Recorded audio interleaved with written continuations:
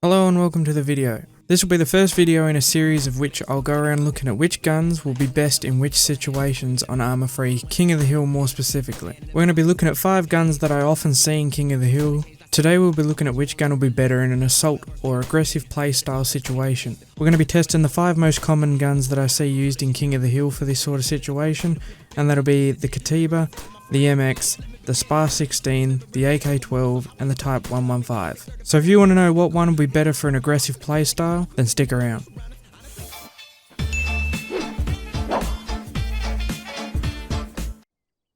Okay, so the rules for this test are pretty simple. It'll be a best out of 3 style test, and the first test will be a paper test, which is where we basically look at what the guns look like in statistics wise and decide which one will be better from there. The second test will be a field test, where we take the gun out and we shoot at 3 different types of targets with 3 different types of armor. These 3 different types of targets will also be set at 4 different ranges, being 25, 50, 75 and 100 meters. So that way if the gun has any kind of drop off, we might start to get an idea of what it'll be. And the third test will be a recoil/handling style test, which basically just gives you a sort of feel of how the gun shoots. Is it awkward to control?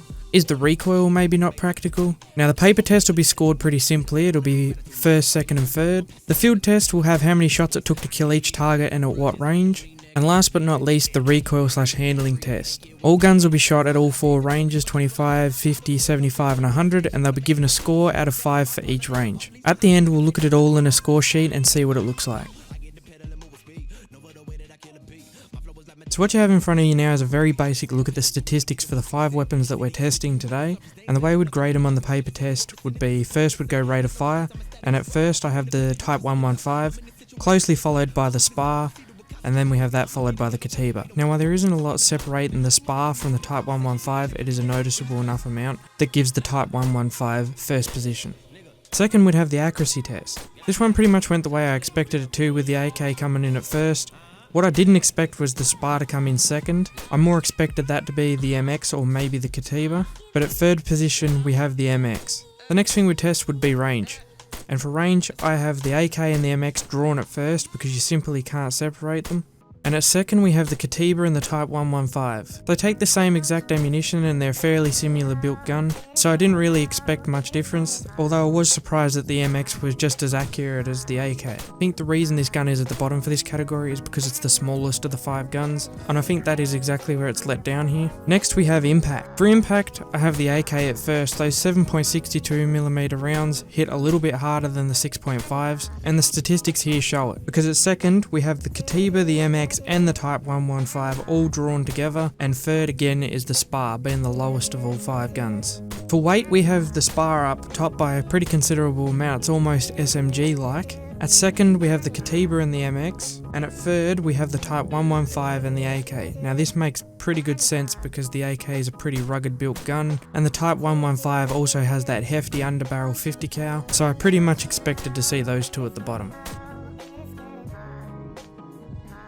Okay, so we have the field test, and as mentioned earlier we'll be shooting at 3 different types of targets with 3 different armors. One will be wearing the LBV harness, which offers next to no protection at all. One will be wearing the Carrier Spec Ops MTP vest, which you can get in King of the Hill, which provides a pretty hefty amount of protection. The third will be wearing a carrier. Okay, for the first test with the lightest armor, all 5 guns were able to score a consistent 2-shot kill at all 4 ranges. I ran the test 5 times with each gun at each distance with each armor, just to get the most common number, to see what gun hit the most consistent. Now with the Carrier Spec Ops armor, we have the Katiba pulling off a consistent 4-shot kill at all ranges.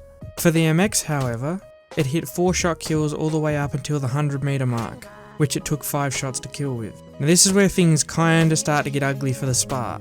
The SPAR took a whopping 6 shots to kill at all ranges. And then we have what would be the favourite for this test, due to the amount of impact it has, and that's the AK-12, which like the Katiba was able to hit consistent 4-shot kills, from 25 all the way to 100 meters. Then we have the Type 115, which also managed to hit consistent 4-shot kills, at all ranges. Then we have the Carrier, where to my surprise the Katiba threw off a 3-shot kill at 25 meters more consistently than not. It then threw off a 4-shot kill at 50, 75 and 100 meters. Next we have the MX with 4 shots at all ranges, and then we have the SPAR 16 where things don't really improve very much from the previous test. At 25 and 50 meters it took 5 shots.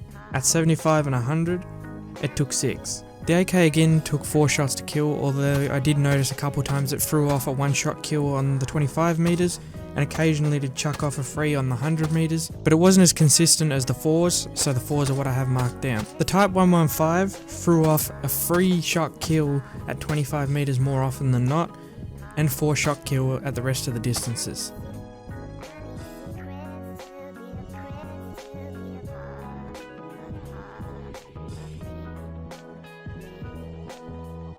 So next we have the recoil test, and up first we have the Type 115. At 25 meters, I'd give it a 4 out of 5. At 25 and 50 meters, I'd give it a 4 out of 5. Considering its rate of fire, it's not too bad to handle in between those distances, but for 75, I'd give it a 3, and for 100, I'd give it a 2, as I think the rate of fire becomes an issue. In controlled bursts with a bit of practice, your results would definitely improve, of course. Up next, we have the Spar. Now this gun really surprised me. At 25, 50, 75 and 100, I'd give it a 5 out of 5 rating because as far as recoil goes, this gun is beautiful. We have that followed by the MX, which from 25 to 75, I give it a 4 out of 5 because it's not too bad. But then when we get closer to that 100 meter mark, it drops off just a bit.